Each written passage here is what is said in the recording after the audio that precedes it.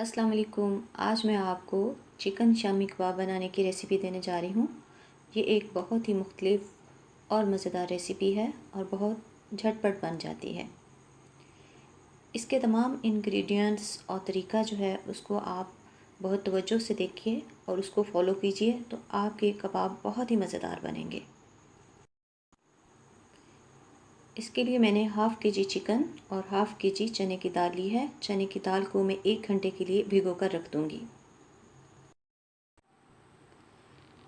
इसमें ये इंग्रेडिएंट्स जाएंगे: नमक 1.5 चाय का चम्मच और सुर्ख मिर्चें कुटी हुई 1.5 चाय का चम्मच, 1 खाने का चम्मच पुदीना, 1 खाने का चम्मच ज़ीरा, साबुत ज़ीरा है ये, और ये 2 बड़ी इलायचियाँ हैं और 2 दालचीनी के टुकड़े हैं, 8 से 10 साबुत मिर्चें हैं और 3 लौंग।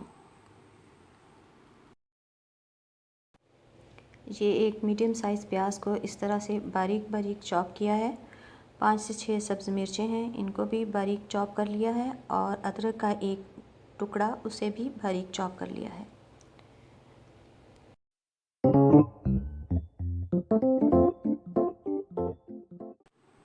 ये मैंने 1.5 कप पानी में चिकन और दाल डाल दी है और इसको चूल्हे पे चढ़ा दिया है। अब ये सारे स्पाइसेस मैं इसमें डाल दूँगी पुदीने के अलावा।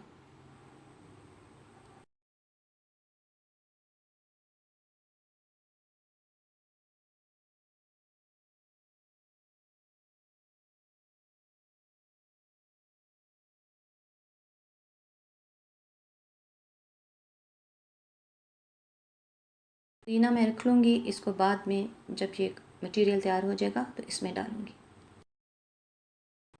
ये सब चीज़ें अच्छी तरह से चम्मच के साथ मिक्स कर लें और ढक्कन लगाकर हल्की आंच पर पकने के लिए रख दें, तकरीबन 10 मिनट तक।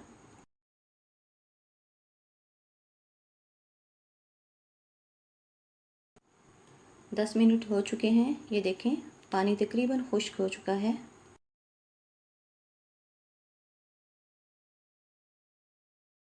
अब दाल को मैं चेक कर लेती हूँ। ये देखिए बिल्कुल दाना दाना है, जुड़ी हुई नहीं है और इसको बहुत ज़्यादा गलाना नहीं है। ये देखिए इसको इस तरह से होना चाहिए। ये देखिए मटेरियल को मैंने कूट लिया है।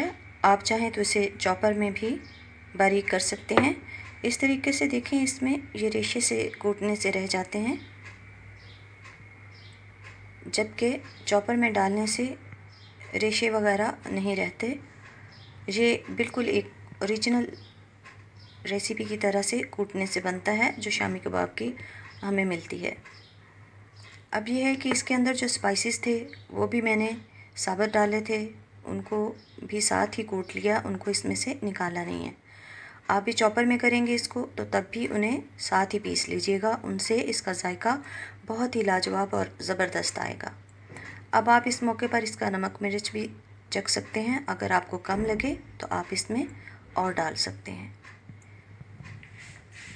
इसके बाद ये जो मैंने प्याज, अदरक और सब्ज़ मिर्चें बहुत ही बारीक चॉप की हुई हैं, ये इसमें डाल दूँगी। फिर एक अदद अंडा डाल दूँगी। अंडा सिर्फ़ एक ही डालना है, इससे ज़्यादा अंडे डालने की ज़रूरत नहीं है। और जो देखें पुदीना बच गया था मेरे पास, इसको मैंने जब इस मटेरियल को गलने के लिए रखा था तो उसमें नहीं डाला था। ये मैं अब इस मौके पर इसको डालूँगी। इसकी खुशबू बहुत ही ज़बरदस्त इसमें आएगी। किसी भी तरह के जब कबाब बनाते हैं तो उनमें अगर पुदीना डालना हो तो फ्रेश पुदीने के बजाय आप ये खुश्क पुदीना इसको हाथों पे मसल कर इसमें डालें। इसकी बहुत ही अच्छी खुशबू आती है, बहुत ही अच्छा जायका आ जाता है कबाबों में।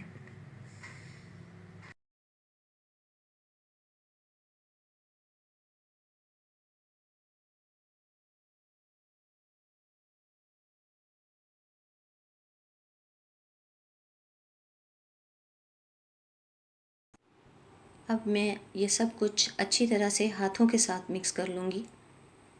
फिर इसके कबाब जो हैं वो हाथों के साथ शेप देकर बना लेंगे।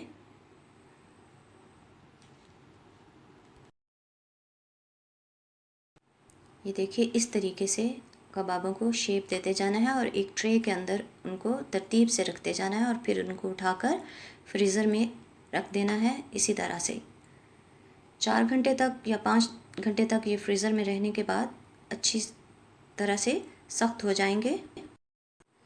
ये तकरीबन 32 कबाब बन गए हैं इतने मटेरियल में। अब ये मैंने फ्रीज़र से निकाल कर उनको छुरी की नोक के साथ इनको ट्रे से अलग कर लिया है और इनको इसी तरह से आप पॉलीथीन बैग में डालकर पैक कर लें और फिर इन्हें फ्रीज़र में रख लें और जब चाहें इनको निकाल कर फ्राई कर सकते हैं।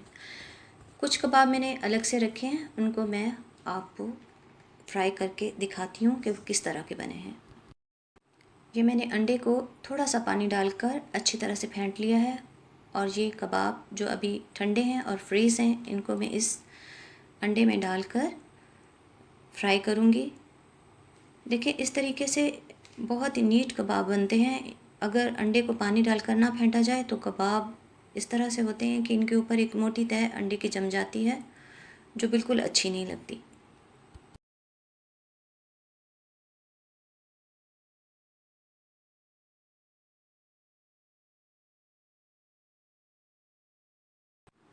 कबाब देखिए बहुत अच्छे बन रहे हैं, ये बिल्कुल भी टूट नहीं रहे, नहीं फैल रहे किसी भी तरीके से, क्योंकि अक्सर लोगों को ये कंप्लेन होती है कि कबाब टूट जाते हैं फ्रीज़र में से निकाल कर जब उनको फ्राई करते हैं। तो जिस तरीके से मैंने आपको ये रेसिपी बताई है, अगर आप इसी तरीके को फॉलो करें तो आपके कबाब कभी भी नहीं टूटेंगे और बिल्कुल अच्छे और बहुत खुश शक्ल बनेंगे।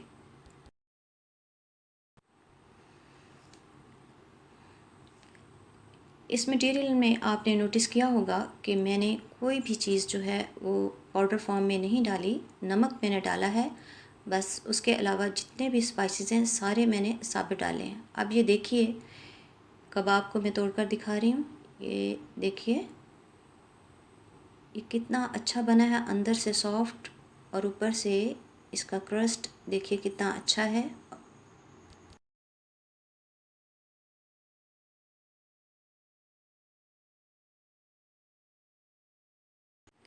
अब ये दोनों कबाब मैं बग़ैर अंडा लगाए फ्राई कर रही हूँ।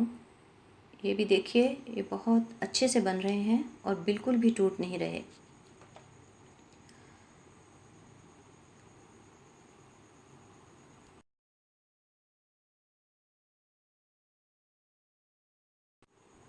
अब इनको निकाल कर भी मैं आपको तोड़कर चेक करवाती हूँ।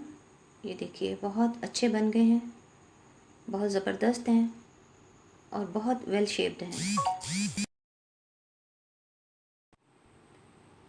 ये दोनों तरह के कबाब आपके सामने हैं, आप देख सकते हैं कि ये कितने अच्छे बन गए हैं। आप इसी तरीके को फॉलो कीजिए और बहुत अच्छे से और बिल्कुल इसी तरह के कबाब खुद बनाइए।